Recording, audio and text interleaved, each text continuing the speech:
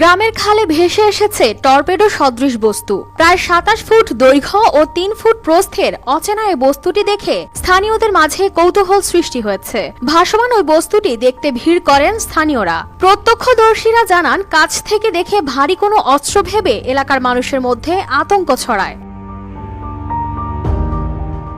রোববার সকালে পটুয়াখালীর রাঙ্গামালী উপজেলার মৌডুবি ইউনিয়নের মিরকান্দা গ্রাম সংলগ্ন ভাঙ্গা খালে বস্তুটি দেখতে পায় গ্রামবাসী।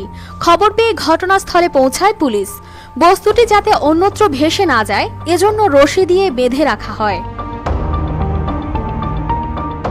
মূলত টর্পেডো হচ্ছে এক ধরনের স্বচালিত অস্ত্র যা পানির নিচে বিস্ফোরক ওয়ারহেড বহন করে এবং লক্ষ্যবস্তুর সংস্পর্শে বা কাছাকাছি আসার পর বিস্ফোরিত হতে পারে।